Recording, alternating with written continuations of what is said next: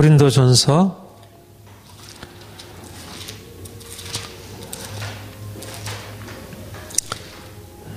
3장 16절부터 23절까지.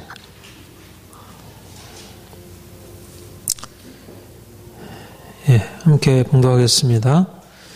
너희는 너희가 하나님의 성전인 것과 하나님의 성령이 너희 안에 계시는 것을 알지 못하느냐. 누구든지 하나님의 성전을 더럽히면 하나님이 그 사람을 멸하시리라. 하나님의 성전은 거룩하니 너희도 그러하니라. 아무도 자신을 속이지 말라. 너희 중에 누구든지 이 세상에서 지혜 있는 줄로 생각하거든 어리석은 자가 되라. 그리하여야 지혜로운 자가 되리라. 이 세상 지혜는 하나님께 어리석은 것이니 기록된 바 하나님은 지혜 있는 자들로 하여금 자기 꾀에 빠지느니라 하셨고 또 주께서 지혜 있는 자들의 생각을 헛것으로 하신다 하시느니라. 그런즉 누구든지 사람을 사랑하지 말라. 만물이 다 너희 것임이라. 아볼로나 요나 세계나 생명이나 사망이나 지금 것이나 장래 것이나 다 너희 것이요 너희는 그리스도의 것이요 그리스도는 하나님의 것이니라. 아멘. 오늘 13강 만물이 다 너희 것입니다.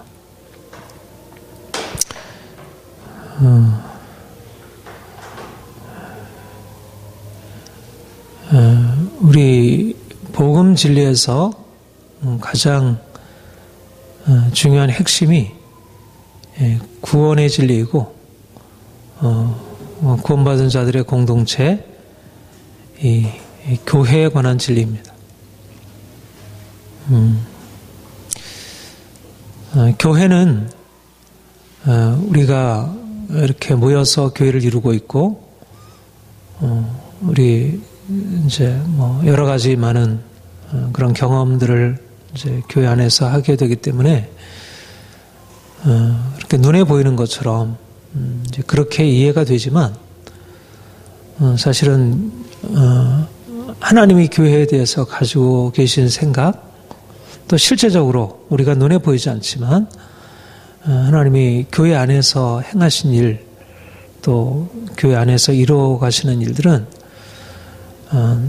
너무 놀라운 일이고 우리가 정말 교회를 하나님이 어떻게 세우시는지를 알게 될 때 우리 자신에 대해서 그리고 우리의 삶에 대해서 정말 다르게 보게 됩니다. 하나님이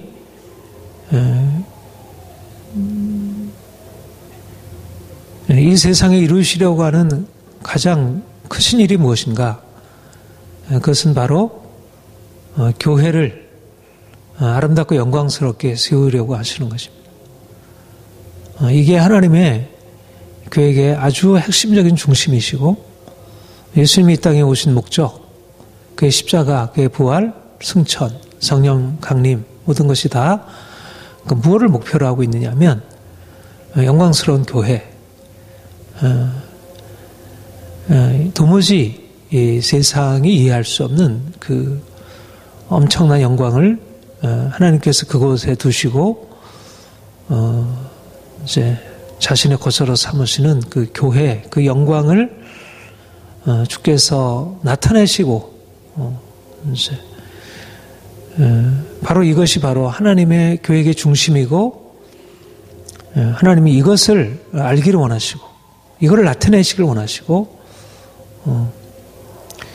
근데 우리가 이제 경험적으로 볼 때 교회가 뭐 그렇지 못하잖아요.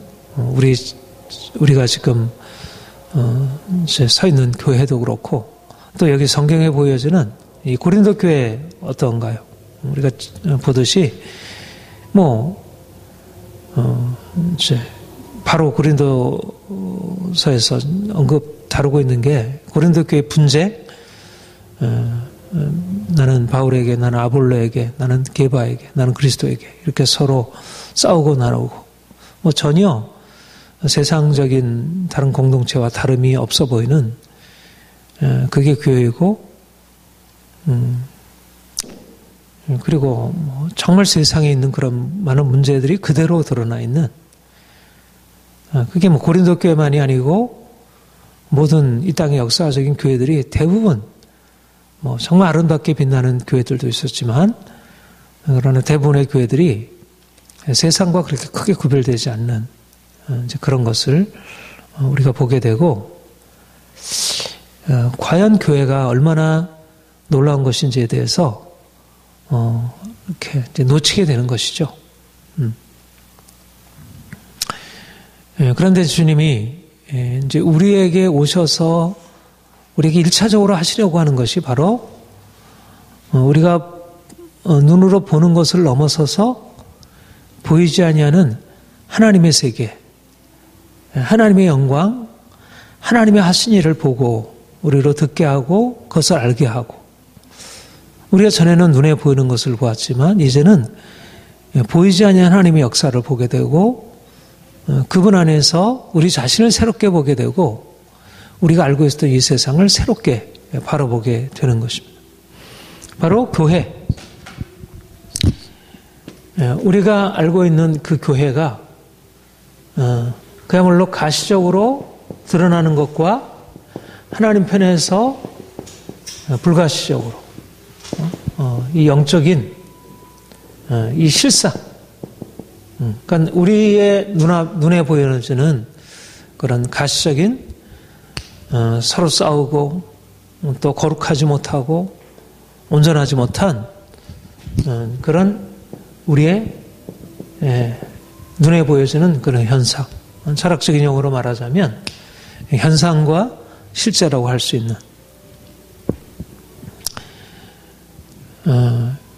말하자면 우리는 이 눈에 보이는 것을 보고 이것을 아름답게 세워가려고 하기도 하고, 그래서 오늘날 많은 교회들이 지향하는 것처럼 교회를 그럴듯하게 꾸미고, 근데 우리가 지난주에 말씀 본 대로 그렇게 교회를 아름답게 세우려고 하는 시도들이 사실상 영적으로 바라보면 나무나 풀이나 짚으로 짓는 그런 헛된 시도들이고, 그거는 장차 그리스도께서 재림하셔서 불로 심판하실 그때 하나도 남을 것이 없는 그 공적이 다 불타 없어져 버릴. 그러니까 사람들이 결국 가시적인 방식으로 교회를 바라보고 세우려고 하면 실제적으로 하나님이 보실 때 너무 이렇게 보잘것없는 세상적인 아름다움, 세상적인 영광으로 교회를 장식하고 그렇게 하려고 하는 것입니다. 그런데 우리가 주님을 바라볼 때 말하자면 예루살렘의 그런 헤롯 성전의 아름다움을 보고, 야, 이게 얼마나 아름다우냐, 제자들이 그렇게 칭찬했을 때 주님이 돌 하나도 도로 위에 남지 아니하고 다 무너뜨리오리라. 이 성전을 사흘 만에, 이 성전을 헐라 내가 사흘 만에 지으리라. 그러니까 사람들이 세우는 그런 성전, 그런 건물이라고 하는 것은 하나님 편에서 볼 때 전혀 교회의 영광을 그 안에 담고 있지 못하다는 것. 솔로몬 성전도 그렇고. 그런데 그렇게 사람들이 이제 가시적인 것을, 그런 어떤 보여지는 아름다움을 보고 그런 걸 추구하여 나가기도 하고, 또 현실적으로 보면 교회에 그런 어떤 화려한 영광도 있지만 교회에 정말 여러 가지 부끄러움, 연약함, 그러니까 이거를 추구하고, 야, 우리는 왜 이거밖에 안 되나? 그래서 이런 것을 뭔가를 바꾸려고 하고. 그런데 사실상 교회가 겉으로 화려하든 화려하지 못하든, 교회가 부끄럽든 이런 게 사실 본질이 아니고, 핵심은 그런 화려한 교회 안에도 하나님의 영이 없을 수 있고, 정말 부끄럽고 보잘것 없을지라도 그 안에는 하나님께서 두신 그 영광이 그 안에 있다는 것. 그러니까 중요한 것은 나타나 보여지는 어떤 교회의 현상이 아니고, 그 안에 하나님이 두신 그 보이지 않는 하나님의 영광을 우리가 볼 수 있다는 것. 그거를 보아야 하고, 이럴 때 하나님의 영광, 그 거룩함, 우리가 이것을, 이 보이지 아니하는 이 하나님의 영광, 그러니까 외적인 어떤 그런 금은 보석으로 단정함으로 있는 그 아름다움과 영광이 아니고, 하나님의 영이 계시고 부활하신 주님이 그곳에 임재하셔서 그것을 나타내시는 그것을 보고 그것 안에서 야, 이 하나님이 이렇게 놀라운 일을 행하셨구나. 그러나 비록 약한 자들이 너희 부르심을 보라. 지혜 있는 자가 많지 아니하고 능한 자가 많지 아니하고 문벌 좋은 자가 많지 아니하도다. 그러나 하나님께서 세상에 미련한 자를 택하사 지혜 있는 자를 부끄럽게 하시고 세상에서 보잘것 없지만 하나님이 그들을 그리스도 안에서 존귀한 자들로 그들 안에 하나님의 영광을 부여하셨다는 것, 그게 바로 교회의 중심이고 핵심이라는 것. 그러니까 아무리 인간적으로 보잘것 없을지라도 그 가운데 주님이 계심으로 인해서 그 안에 하나님의 영광이 있다는 것. 이제 그걸 보고 나가야 정말 이렇게 우리가 이제 세워가야 할 것은 이런 부끄러움을 벗어서 이 화려함을 만들어가는 게 아니고 보이지 않냐는 하나님의 영광이 거기에 나타나게 하는 것입니다. 하나님의 영광이 어디에 나타납니까? 그것은 바로 거룩한 교회. 하나님의 영광이라는 것과 거룩함이라고 하는 것은 같이 가는 것입니다. 우리 3장 16절 같이 읽겠습니다. 시작. 너희는 너희가 하나님의 성전인 것과 하나님의 성령이 너희 안에 거하시는 것을 알지 못하느냐. 교회는 무엇인가? 하나님의 영이 거하시는 하나님의 성전이다. 너희가 말하자면 화려하게 뭔가 건물을 세움으로써 거기에 하나님의 영이 거하는 것이 아니라 이미 하나님의 성령이 우리 안에 오셔서 예수 그리스도의 생명을 우리에게 넣어주시고 그래서 우리를 이미 거룩하게 하셨고 우리 안에 그가 행하시고 계시다는 것. 이것이 바로 놀라운 선언이고 그러니까 우리의 가치에 대한 새로운 발견이고 그러니까 뭔가 우리가 교회를 그럴듯하게 꾸며서 비로소 영광스럽게 되는 게 아니라 하나님의 영이 우리 안에 거하심으로 우리가 그분 안에서 거룩하게 됨으로 하나님의 영광이 우리 가운데 임하고 우리가 우리 자신을 그렇게 이해하는 것입니다. 내가 거룩한 자가 되었고 하나님의 영이 내 안에 거하게 되었다는 것. 그러니까 겉으로 나타나는 우리의 위형적인 어떤 모습 때문에 아니라 주의 성령으로 말미암아 우리가 거룩하게 되었고 우리 공동체 안에 하나님의 성령이 거하시고 있다는 것. 이게 바로 금은 보석의 의미이고 금은 보석이 우리 안에 금은 보석으로 세워진다는 것은 바로 영광스러운 주님이 그 주의 영이 우리 가운데 임하셔서 그분의 생명을 우리에게 넣어주시고 우리 각 사람들이 그 형상으로 변화되어지는 것, 거룩하게 되는 것, 이게 바로 금은 보석으로 세워지는 것입니다. 그런데 사람들이 결국 헛된 가시적인 교회를 세우려고 하면서 실상 중요한 하나님 편에서 보시기에 정말 아름답다 여겨지는 그 거룩함을 이루어가려고 하는 그 열정과 그 소망을 잃어버리고 세상에 그런 것을 이렇게 붙들려고 한다는 것입니다. 그러니까 사람들의 관심 안에 중요한 게 뭐냐면 하나님의 성령이 우리 안에 계신가? 내 안에 계신가? 우리의 모임 중에 있는가? 우리가 정말 주의 영으로 모여서 주의 영으로 말미암아 하나님을 예배하고 우리가 주의 영으로 서로를 세워주는가? 이게 하나님의 영이 현재적으로 우리에게 임하여 있는가가 교회가 하나님의 성전인가 아닌가를 결정해 주는 것이지 여기에 하나님의 영광이 있는가 없는가를 결정해 주는 것이지 아무리 거기에 아름다운 사람들이 뭐 세상에 많은 것들을 가지고 있는 사람들이 모였다 할지라도 그들 안에 하나님의 영이 계시지 아니하고 그들 안에 하나님의 영의 감동에 좌우되지 아니하고 세상적인 생각과 세상적인 어떤 삶의 방식을 가지고 있다면 그것은 하나님의 교회일 수 없고 그것은 하나님의 영광과 상관이 없다는 것입니다. 그러니까 고린도 교회가 결국 초점을 하나님의 영이 거하시는 거룩한 성전이라는 이 초점에다 맞추고 말하자면 현상적인 그런 것들을 좀 내려놓고 이것을 추구했어야 되는데 그들이 서로 나는 바울에게 나는 아볼로에게 서로 싸우게 되었던 것은 결국 이 성령께서 우리 안에 거하셔서 이루시고자 하는 그 거룩한 교회로서의 이 방향성을 잃어버리게 된 것. 그러니까 우리가 주님 앞에 기도해야 할 것이 무엇입니까?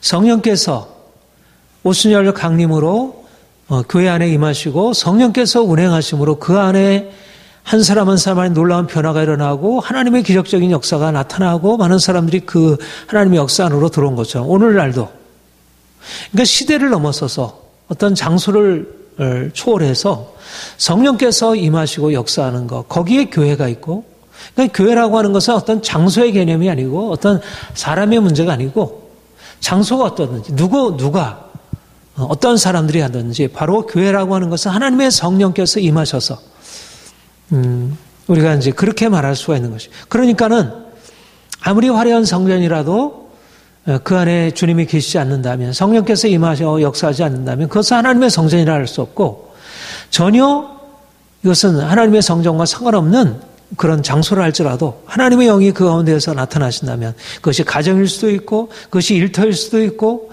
그것이 전혀 세속적인 장소를 할지라도 그 안에 하나님의 영이 성령께서 임하심으로 그것이 성전으로 이렇게 변화된다는 것. 이것이 바로 우리가 보이지 아니하는 하나님의 영광을 통해서 바라보는 접근인 것입니다.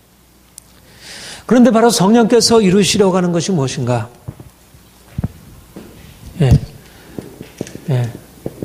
성령께서 거하심, 성령의 내주, 성령의 내주하심으로 일어나는 게 뭐냐면 이 거룩함.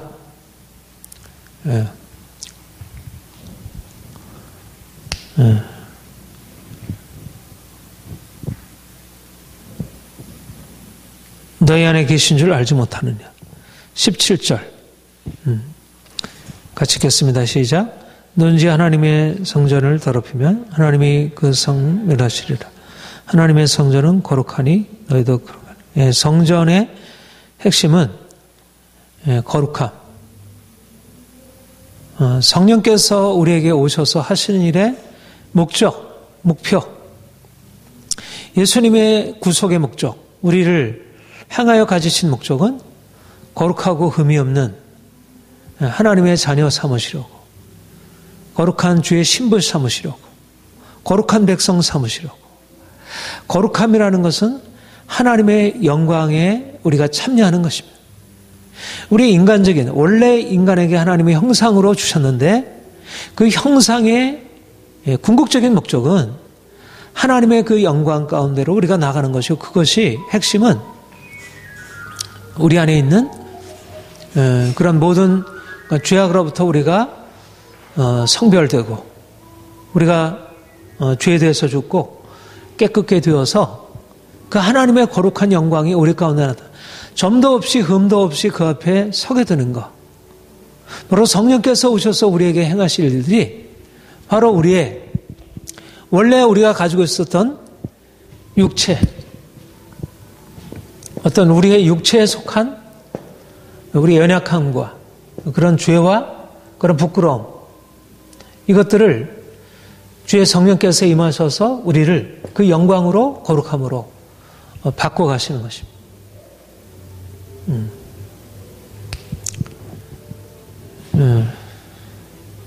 우리가 지난주에 그 금은 보석으로 이제 집을 건축하는 것에 대해서 얘기를 하면서 불로 공적을 밝히리라, 그렇게 얘기를 했죠. 불로. 그러니까 금은 보석이라고 하는 것은 불을 통해서 정련되는 것이고, 그렇기 때문에 더 이상 불로 태워져도 태워지지 아니하는, 그러니까 거룩함이라고 하는 것은 우리가 예수 그리스도의 십자가로 말미암아 육체가 철저하게 십자가에 못 박혀 죽음으로 넘겨지고, 그래서 우리가 이 땅에 속한, 우리 이 세상에 속해 있는 우리의 욕심과 세상의 모든 추구와 우리의 모든 자랑과 이런 모든 것들이 철저하게 다 넘겨지고, 그래서 이제 하나님의 성품, 하늘의 성품이 우리에게 입혀지는 것. 그러니까 성령께서 우리 안에 오셔서 행하시는 일은 우리를 십자가로 인도하고 우리가 가지고 있었던 이 세상의 욕망, 이 세상에서 우리가 살고 있었던 것들을 철저하게 이제는 태우고 죽이고 정결케 해서 이제는 정말 하나님처럼 온전함으로 우리를 바꾸시려고 하는 것입니다. 그러니까 이거는 인간적으로 이룰 수 없는 사람들이 가지고 있는 어떤 이 세상에서 무엇인가를 세우려는 자신을 세우고 건물을 세우려고 하는 그런 방향성과는 너무 다른 그러니까 이거는 우리 편에 그래서 이런 교회는 우리가 가지고 있는 자연적인 어떤 그런 판단을 가지고는 이것이 별로 소망으로 주어지지 않는 것이 너무 어렵고 불가능하고 우리가 알지만 우리를 그야말로 이미 모태에서부터 우리가 그야말로 묶인 가운데 태어나고 조상으로 유전한 망령된 현실이 우리 인생을 붙들고 있는데 아무리 우리 자신을 바꾸려고 하더라도 작은 우리의 하나의 습관조차도 바꿀 수 없는 인간이 어떻게 하나님의 영광을 담을 수 있는 그 거룩하고 성결한 그릇으로 우리가 바뀌어줄 수 있겠습니까?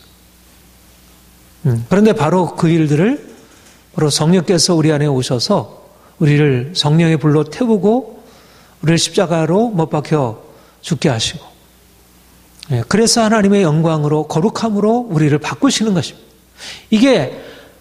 이건 정말 기적적인 역사이고 육체인 인간으로서 이룰 수 없는 그러니까 육체가 죽음으로 넘겨지면서 그러니까 왜 우리가 성령의 역사와 십자가의 죽음이 함께 가냐면 성령께서 임하셔서 우리를 정말 철저하게 십자가에 못 박혀 죽게 하시기 전까지는 우리 안에 계속해서 일어나는 그런 죄를 향한 욕망, 우리의 이 절제하지 못하는 것들을 다룰 수가 없는 것입니다. 그런데 성령께서 오셔서 우리를 그렇게 바꾸시고 우리를 거룩하고 흠이 없게 하셔서 이제는 하나님 자신이 거하시는 하나님의 영광이 나타나는 그러한 존재로 육체를 따라 너희 부르심을 보라. 능한 자가 많지 아니하고 문말 좋은 자는 많지 아니하고 지혜로운 자가 많지 아니하다. 그런데 하나님이 그렇게 미련한 자를 들어서 지른 자를 부끄럽게 하시고 약한 자를 들어서 능한 자를 부끄럽게 하시고 약한 없는 자 멸시받는 천한 자를 들어서 강한 자를 폐하시려고 하신다고 하실 때 어떻게 그런 변화를 가능하게 하시냐. 바로 성령께서 우리를 육체에 속한 우리를 이제 우리를 바꾸시고 깨뜨리셔서 이제 성령께서 거하시나 하나님이 거하시는 그러니까 성령께서 친히 우리를 새롭게 하심으로 그래서 성령께서 거하시는 아름다운 성전으로 우리를 바꾸시는 것입니다. 이것이 바로 하나님이 우리를 향해서 이루실 목표이고 우리가 우리 자신과 교회를 향해서 가지는 목표인 것입니다. 우리로서는 감히 생각할 수 없는 그 변화를 우리가 기대하는 것이죠. 그러니까 내가 이성적인 노력으로 나의 어떤 의지적인 노력으로 이루는 것을 넘어서 있는 하나님의 목적, 하나님의 부르심 이것이 우리 안에 이루어져 우리 공동체 안에 이루어지도록 모든 성도들이 정말 죄에 대해서 죽고 의에 대해서 사는 그런 하나님의 백성들로 거듭날 수 있도록 우리가 이것을 기대합니다. 16절 후에 다시 한번 17절 다시 한번 같이 읽어볼까요? 시작. 누구든지 하나님의 성전을 더럽히면 하나님이 그 사람을 멸하시라. 하나님의 성전은 거룩하니 너희도 그러하라. 굉장히 단호한 말씀을 하고 있습니다. 하나님의 성전을 더럽히면 하나님의 성전을 멸하면 그 사람을 멸하시리라. 여기서 하나님의 성전을 더럽힌다는 것 이것은 어떤 윤리적인 행위를 말하는 것이 아니고 하나님의 영광을 이런 피조물의 육체적인 것으로 바꾸는 그러면 하나님의 영광이 그러니까 왜 하나님의 성전이 더럽혀지게 되는 게 거기에 거기에 더러운 것을 갖다 놓고 거기에 우상을 드러나는 어떤 사람들이 그 안에서 죄를 짓고 이래서가 아니고 하나님이 거하실 곳에 하나님이 거하는 게 아니라 사람이 세상적인 다른 것이 그 안에 나타나게 되면 이것이 바로 하나님의 성전을 더럽히는 가장 중요한 악한 행위가 되는 것입니다. 우상숭배죠. 우상숭배. 그러니까 우리 안에 주의 성령께서 거하셔서 그가 왕노릇하시고 그가 우리의 주가 되셔서 우리가 그분께 온전히 복종하고 그가 우리를 온전히 다스리셔야 되는데 주께서가 아니라 주님이 우리를 다스리는 것이 아니라 우리 자신이 또 세상의 어떤 무엇이 우리 자신을 이끌어가고 주장하게 되면 하나님의 영이 그곳에 거하실 수 없는 것입니다.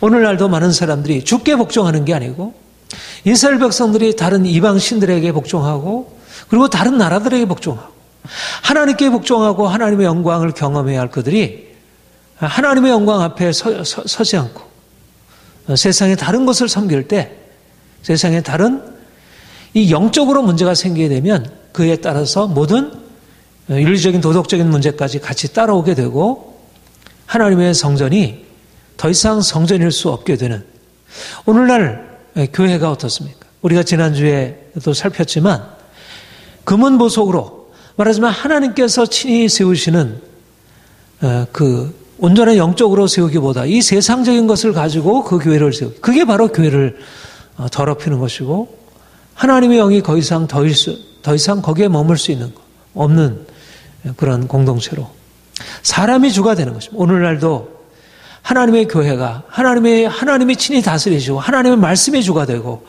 하나님이 행하시는 것들을 사람들이 기대하고 나가기보다 사람들이 나서서 결국 사람들이 나서서 하게 되면 사람들을 즐겁게 하고 사람들을 좋게 하고 사람들을 편하게 할 수 있는 그런 사람들이 세워 사는 그런 집을 만들게 되는 것이죠. 이게 바로 하나님의 성전을 더럽히게 되는 것이다. 그러면 하나님께서 뭐라고 하십니까?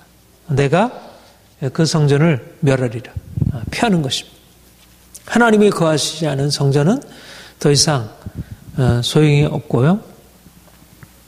하나님께서 그것을 깨뜨리시고 이제 십자가로 죽고 깨어지고 이제 그러니까 이제 이사야 55장인가 그렇게 말씀을 하죠. 지극히 높고 거룩하신 이가 어디에 거하시는가 하면 마음이 통회하고 겸손한 이에게 함께 거하신다. 이렇게 말씀하고 있습니다. 하나님의 영이 거하시는 것은 내가 가지고 있는 세상의 것으로 자랑하고 이런 자들에게는 하나님의 영이 거기에 거하시지 않고 깨어짐으로 정말 낮아져서 주의 영으로 내가 변화될 것을 바라보고 그를 사모하고 나가는 그들에게 성령께서 거하셔서 그 영광을 나타내시고 그러니까 중요한 것은 무엇입니까? 우리 안에 많은 사람들이 모여서 하나님을 예배하는 걸 우리가 기대하지만 그러나 많은 사람들이 모여서 하나님을 예배하는 것보다 우리에게 더 필요한 것은 하나님의 영이 우리 안에 들어오시는 것이. 아무리 많은 사람들이 우리 안에 모였다 할지라도 하나님의 영이 그들이 와서 예배한다 해도 하나님의 영이 떠나간다면 무슨 소용이 있겠어요? 그러니까 초점이 하나님의 성전, 거룩한 하나님의 영이 거하시는 하나님의 성전 되는 것이고 우리가 이 일을 간절히 사모해야 할 것입니다. 우리 교회 안에 주의 성령께서 임하셔서 우리를 더욱더 거룩하게 하시고 우리가 거룩한 교회로 하나님의 영이 우리 안에 거하실 수 있는 공동체가 되기를 우리가 소망할 것입니다. 18절 우리 같이 읽겠습니다. 시작. 아무도 자신을 속이지 말라. 너희 중에 누구든지 이 세상에서 지혜 있는 줄로 생각하거든 어리석은 자가 되리라. 그래야 지혜로운 자가 되리라. 아주 중요한 말씀이고 우리 고린도전서 1장 18절 이하에서도 십자가의 도가 세상에는 미련한 것이고 얻는 자에게 하나님의 능력이라 그렇게 말씀했습니다.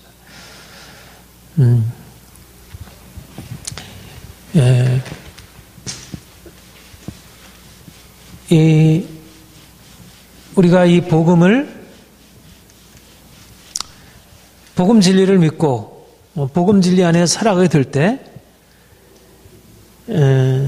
사실은 이 고린도서의 가장 중요한 메시지 그리고 고린도서의 아주 중요한 이 복음에 속하는 이 핵심적인 것이 십자가가 이 세상의 지혜에 대해서 무엇을 의미하는지 이것이 바로 그러니까 십자가의 도에 관한 가르침, 이것이 고린도서가 가지고 있는 아주 그 안에 담고 있는 아주 복음적인 뭐 로마서에도 없고 갈라서에도 없는, 이거는 고린도서에만 나타나는, 그러니까 각 서신마다 하나님께서 나타나신 이 아주 복음의 진수들이 있는데, 사실은 루터가 종교개혁을 할 때 바로 이 십자가에도 하나님의 지혜, 십자가의 지혜라고 하는 이걸 가지고 그가 종교개혁에 하는 아주 중요한 도구로 삼았는데, 하나님이 우리 교회 안에 비추시는 것이 바로 이 십자가에도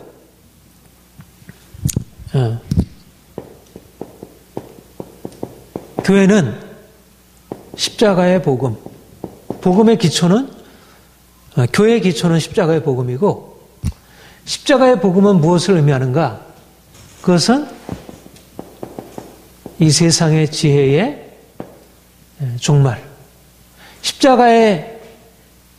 십자가가 전파되었을 때 나타나는 가장 중요한 핵심적인 일, 십자가가 이 땅 가운데 들어와서 행하는 가장 중요한 일이 뭐냐면 세상의 죄를 깨뜨리는 것입니다.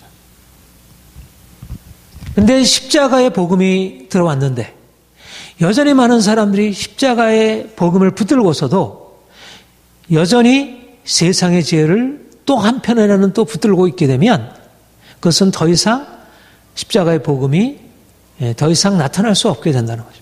십자가의 복음이 이 땅에 와서 하시는 일, 우리의 삶 가운데 오셔서 행하시는 일이 뭐냐면 바로 우리가 붙들고 있는, 우리가 거기에 속해 있었고 우리가 그 아래에 놓여 있었던, 말하자면 우리의 삶의 배경이고 우리의 삶의 전체를 이루고 있는 이 세상의 지혜라고 하는 이것을 우리에게 확실하게 정리하고 깨뜨리시는 일. 아까 성령께서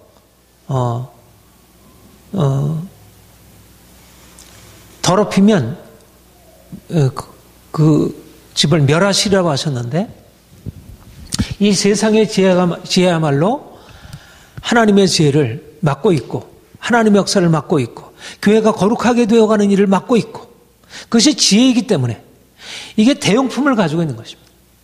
그게 그냥 악함이 아니고, 그게 그냥 부도덕함이 아니고, 그게 사회를 무너뜨리는 혼란이 아니고, 그 안에 지혜가 있고, 말하자면 이 안에 윤리가 있고 도덕이 있고 이 안에 아름다움이 있고 질서가 있고, 이 세상의 지혜가 가지고 있는 이것이 십자가의 지혜를 대신하게 되고 십자가의 지혜를 헛되게 하고, 그래서 세상 사람들이 복음을 받아들였다가 다시 뭐 십자가를 통해서 나타나는 그런 아름다움이나 그런 거룩함이나 그런 영광이나 뭐 세상의 지혜가 가지고 있는 것이 뭘 별 차이가 있겠나 싶어서 여기서 다시 이리로 돌아가는, 이것이 바로 교회 안에 일어나는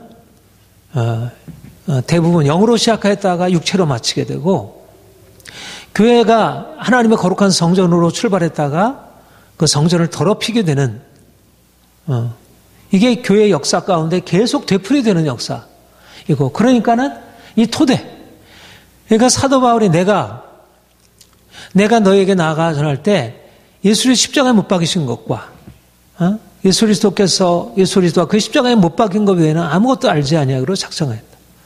왜 십자가에 못 박힌 것을, 왜 부활이라 말하지 않냐고, 왜 못 박힌 것을 우리가 전한다 그랬냐면, 말하자면 이 토대, 이 세상의 지혜를 멸하고 깨뜨리는 이 복음의 첫 번째 토대가 세우지 않으면 결국은 복음의 말하자면 오직이죠. 오직. 다른 신들을 섬기면서 다른 신들을 버리지 않고 하나님을 섬긴다고 하면 그것은 하나님이 아니고 그건 우상숭배의 또 다른 변형인 것에 불과한 것입니다. 그러니까 이 오직 믿음, 이제까지 우리가 붙들고 있던 모든 그동안 거기에 거하고 살고 있던 세상제에 대한 철저한 종말이 아니면 이 복음이 가지고 있는 놀라운 생명의 능력, 부활의 능력, 죄에서 우리를 저주에서 일으키는 그 능력이 우리에게 나타날 수 없다는 것. 이것이 바로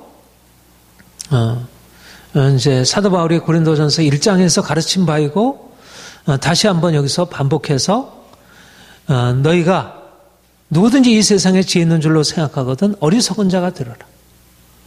굉장히 역설적인 것이죠. 세상에 지혜 있다고 하면 우리가 더 지혜로운 자가 되어라. 좀 더 세상 사람들에게 우리가 어필하기 위해서, 세상 사람들에게 영향을 나타나기 위해서 좀 더 지혜로운 자가 되어라. 그렇게 그러니까 말하지 않고 어리석은 자가 되어라. 말하자면 어리석은 자가 되어라라는 것은 뭐 공부를 하지 말아라.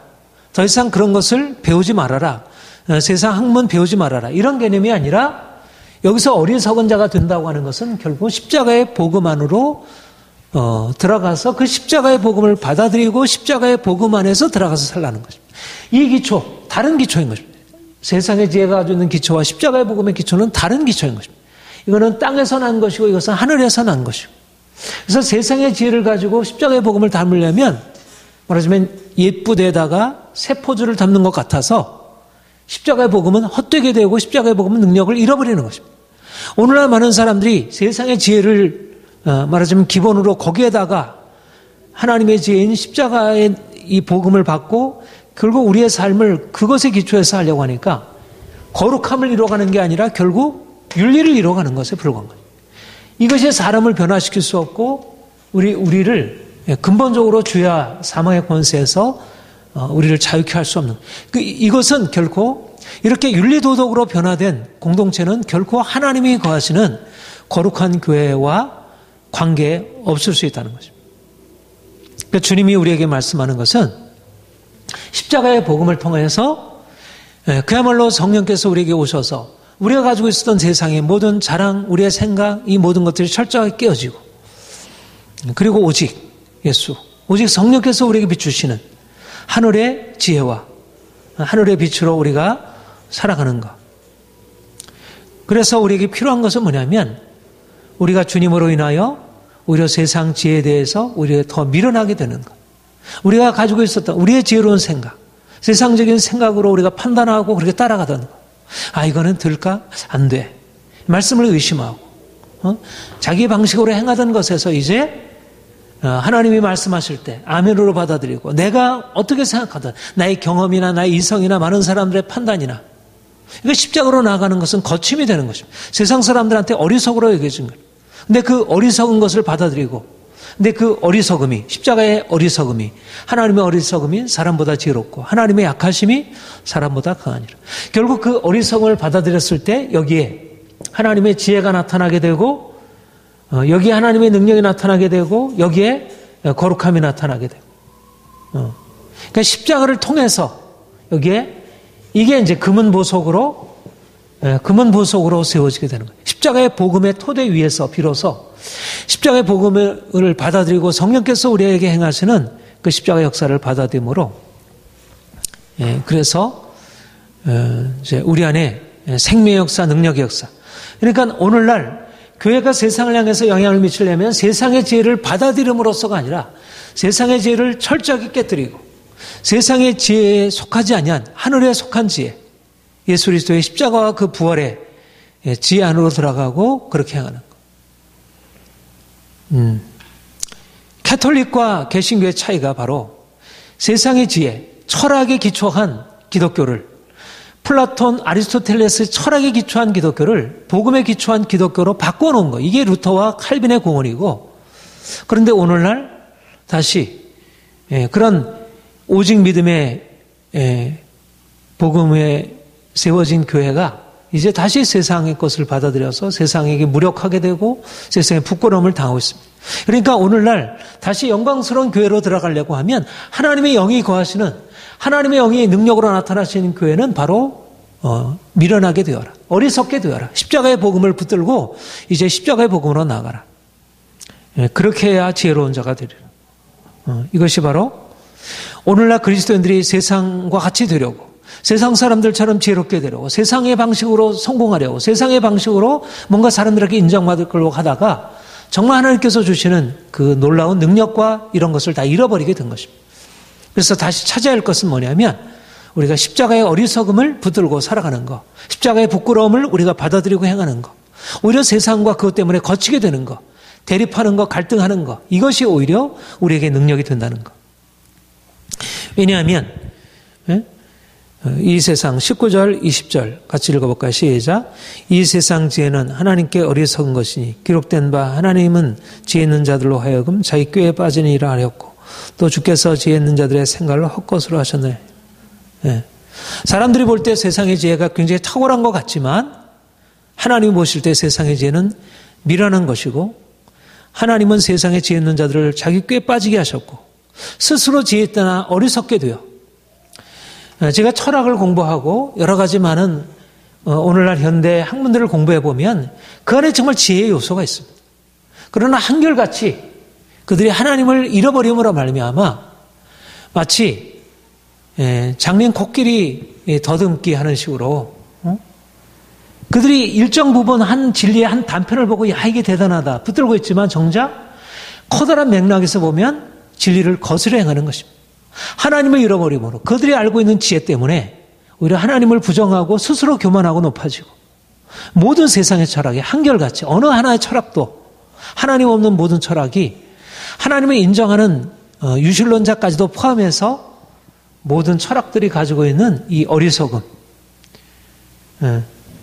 그런 의미에서 우리가 세상의 지혜를 문자 그대로 다 부정하는 것은 아니고 오히려 그것을 우리가 배우기도 하고 그것에 있는 하나님의 지혜의 어떤 부분들을 우리가 인정하지만 그러나 세상의 지혜가 얼마나 근본적으로 어리석은 것인지 우리가 하나님의 지혜를 가지고 세상의 지혜의 어리석음을 드러내고 그래서 우리가 세상의 지혜로운 자들보다 더 지혜롭게 그러니까 우리가 믿음으로 행하는 것은 십자가의 어리석음을 받아들이게 되면 십자가에 못 박힌 그리스도는 불의신을 받은 우리에게 하나님의 지혜요 하나님의 능력이라.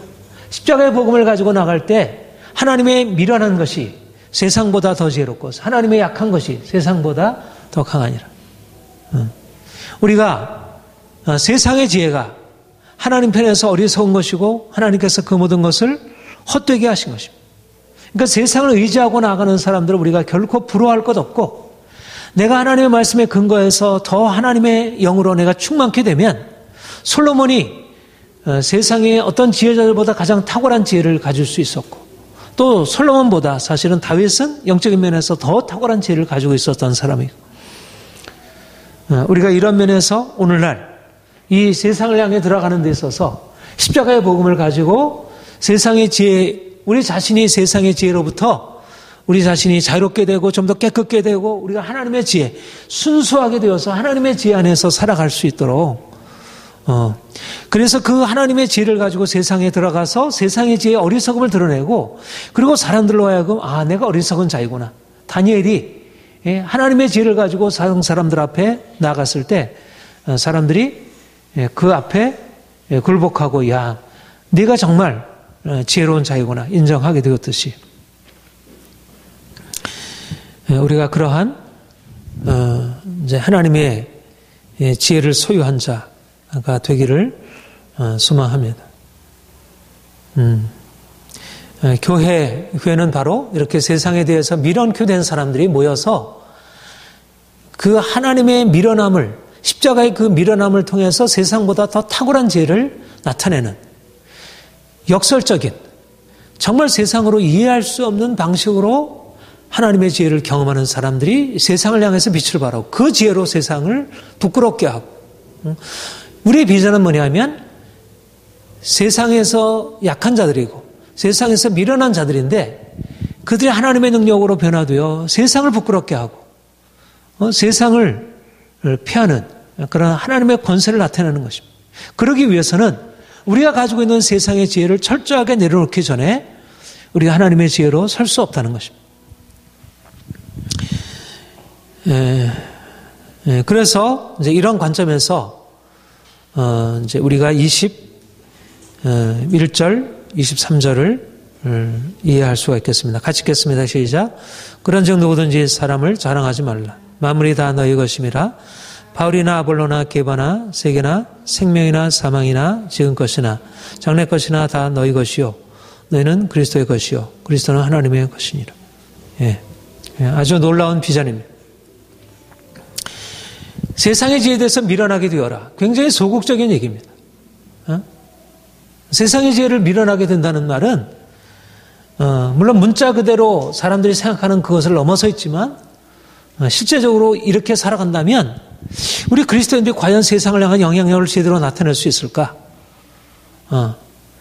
우리가 세상을 향해서 좀 더 적극적으로 들어가야 하는데 우리가 세상을 향해서 이렇게 밀어나게 된다고 하면 과연 세상을 향해서 우리가 어떤 영향력을 나타낼 수 있을까? 근데 놀라운 사실은 그렇게 세상을 향해서 밀어나게 된 사람들이 갖게 되는 비전이 있다는 것입니다. 만물이 다 너희 것입니다. 이 비전이 이 십자가의 복음을 통해서 하나님의 지혜를 발견했을 때 만물이 너희 것이다. 만물은 누구의 것입니까? 만물은 하나님의 것이잖아요. 만물을 하나님이 창조하셨고 그가 다스리시고 그가 심판하실 것이고 만물이 그의 발 아래 있습니다. 예수께서 만물을 발 아래 두신 것입니다. 그가 만물을 창조하신 분이고 그가 인간의 몸으로 오셔서 그가 십자가로 구속을 이루시고 부활 승천하셔서 만물을 그 발 아래 복종케 하신다고 하셨습니다. 만물이 그 발 앞에 무릎 꿇고 그 이름을 존귀하게 하고 영광스럽게 한다고 했습니다. 그런데 하나님의 비전은 뭐냐면 예수 그리스도 만왕의 왕 만물의 주 되신 그분이 교회를 그의 몸 삼으셔서 이제 만물을 발아르게 해주시는 그의 능력과 권세를 교회에 허락하시는 것입니다. 하나님이 왜 우리를 세상의 지혜에 대해서 밀어나게 되어라 말씀하시는가? 우리는 세상을 다스릴 자이고 세상을 정복하고 세상 안에 하나님의 영광을 물이 바다를 덮은 같이 하나님의 영광을 가득하게 하는 일들에 사용되을 자인 것입니다. 그러니까 세상에 속한 자들이 아니라 이제는 세상 위에서 하나님의 권세와 권능으로서 세상을 향하여 하나님을 나타낼 자들이. 그런 의미에서 하나님이 우리를 특별하게 부르시고 우리 안에 하나님의 임재를 나타내신 것입니다.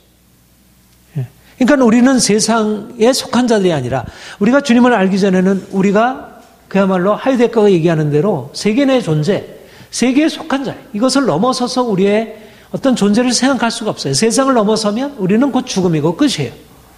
그런데 주님이 세상에 속했던 우리를 이제 끌어 세상에 대해서 죽고 이제는 그리스도와 함께 하늘에 앉힌 자로 우리를 삼으시고 이제는 만물을 다스리는 그분의 영광 가운데로 우리를 두신 것입니다. 그러니까 세상의 지혜를 가지고 있게 되면 우리의 존재가 세상을 두려워하고 세상을 쫓아갈 수밖에 없다고 생각을 해요. 내가 세상을 만약 부정하게 되면 우리 존재도 부정하는 것이라 생각하게 돼요. 근데 내가 십자가로 세상의 지혜를 넘어서서 하나님의 지혜를 보게 되면 하나님이 행하시는 일들이 그리스도 안에서 그가 행하시는 일들을 우리가 보게 되고 그가 이루시려고 하는 그 엄청난 비전을 우리가 품게 되는 것입니다. 바로 그리스도께서 부활하셔서 오르신 그 하늘의 영광의 자리에서 우리를 바라보는 거예요. 우리가 전에는 죄와 허물로 죽었던 우리를 이제 그리스도와 함께 다시 살리셔서 하늘에 앉히시고 이제는 그와 함께 행하게 하셨습니다. 만물이 다 너희 것입니다. 이제 우리가 세상의 지혜에 대해서 죽게 되면서 오히려 이제까지 세상 앞에 내가 소속되었고 그 안에 내가 종속될 수밖에 없는 요즘 이제 포스트 모더니즘 철학이 가르치는 것이 바로 인간은 자유로운 존재가 아니다. 인간은 자기를 둘러싸고 있는 어떤 상황에 예속되어 있는 존재이다. 이것이 오늘날 철학이 가르치는 가르침입니다. 인간은 그렇게 근세 철학이 얘기하듯 그렇게 자유로운 존재야. 인간이 무엇을 이렇게 만들고 할 수 있는 존재가 아니라 인간은 이미 어떤 주어진 것에 의해서 결정되어 있는 존재다.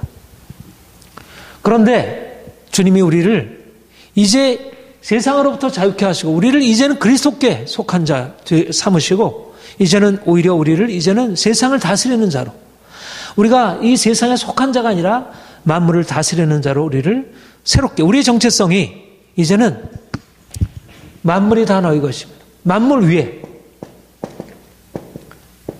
위에 그리스도.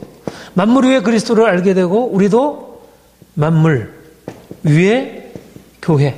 이게 교회의 영광이라는 것입니다. 교회가 그의 거룩한 영광에 참여할 때 하나님의 영이 교회 안에 거하실 때 하나님의 영이 교회 안에 거하신다는 것은 단지 우리와 그분과의 관계만을 말하는 것이 아니고 바로 그 거룩한 교회가 세상을 향하여 그 영광과 권세를 드러내는 것입니다. 이것이 바로 만물을 향한 주의 비전이고 그 고린도서 2장 16절에 그런 말씀이 있죠. 누가 그리스도의 마음을 알겠느냐? 우리가 그리스도의 마음을 가졌느니라. 우리가 바로 그리스도의 그 비전, 만물을 다스리는 그분의 비전을 가지고 살아갈 수 있다는 것. 우리가 주님을 제대로 경험하기 전까지는 우리 눈앞에 보이는 그런 현상들에 우리가 좌우가 되었다면 이제는 우리가 세상에 대해서 죽고 세상의 지혜에 대해서 우리가 어리석은 자가 되고 이제 하나님의 비전으로 우리가 높여져서 이제는 세상을 다른 시각을 가지고 바라보게 된 것입니다. 여기 누구든지 사람을 자랑하지 말라. 왜 이런 말을 했을까요? 바로 교회 안에 고린도 교회 안의 분쟁이 사람을 자랑하는 것으로 인해서 일어난 분쟁인 거죠. 바울을 자랑하고 아볼로를 자랑하고 게바를 자랑하고 예수님까지 다 포함해서 사람을 자랑하는 것입니다. 말하자면 그들 안에 하나님의 비전이 열려야 되는데 눈앞의 육체에 따라서 사람을 높이고 보여지는 것을 그들이 붙들고 의지한 것입니다.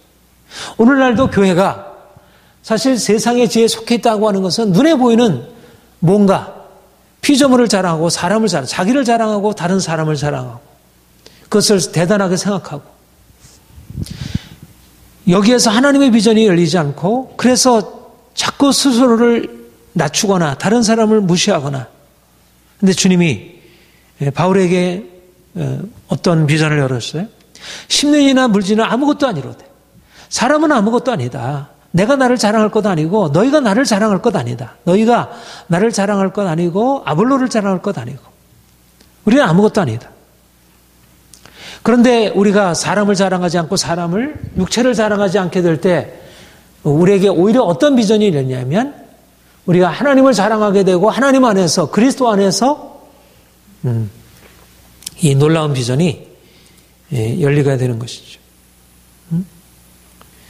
이 말씀과 이게 연관이 되는 말씀이라고 얘기해주는데 1장 30절, 31절 우리 같이 보죠. 29절부터 31절 같이 연관되는 말씀이라 보여집니다. 자, 같이 읽겠습니다. 시작. 이는 아무 육체도 하나님 앞에서 자랑하지 못하게 하려 하심이라.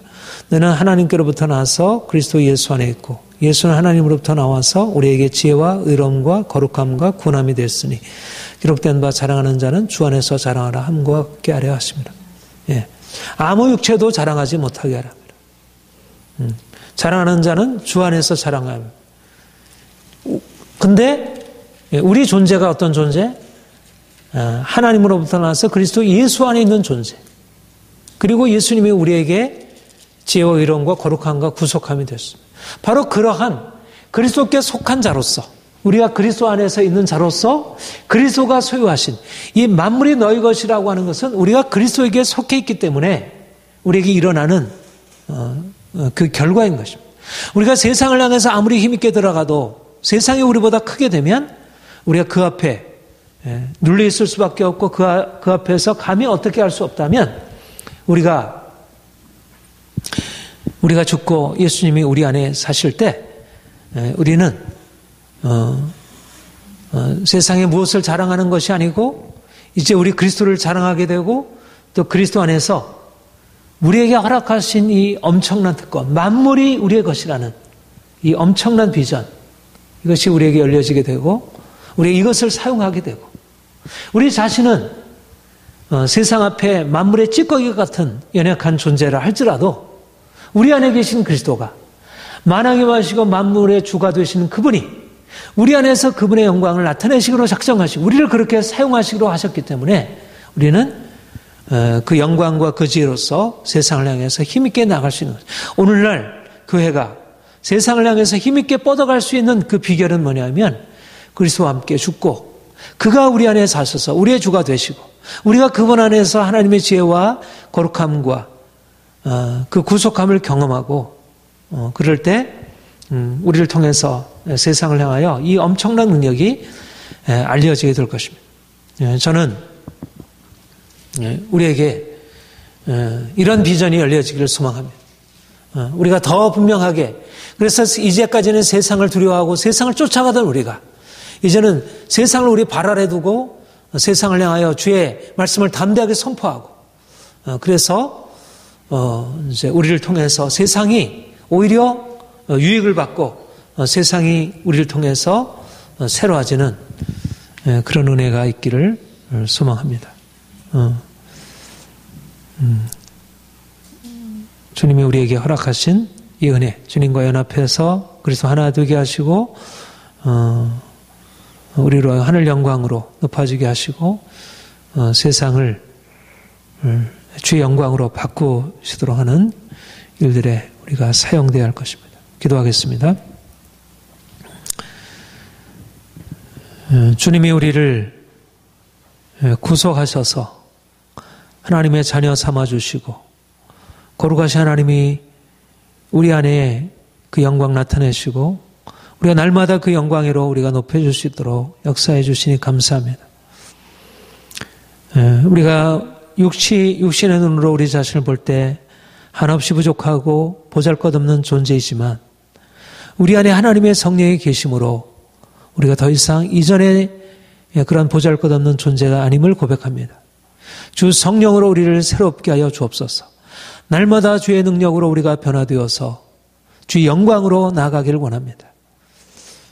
우리가 이제까지 속해 쓰던 세상의 죄에 대해서 철저히 죽게 하시고 세상의 죄에 대해서 어리석게 되게 하시고 그래서 주님의 지혜가 우리에게 부어진 바 되고 하나님의 비전이 우리에게 열려져서 만물이 다 너희 것임이라.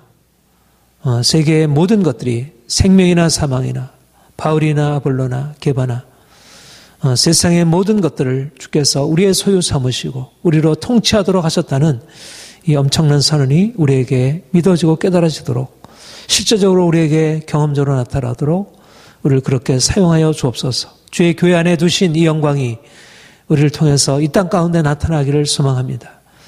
주님 새를 이루시옵소서. 감사합니다. 예수님의 이름으로 기도합니다. 아멘.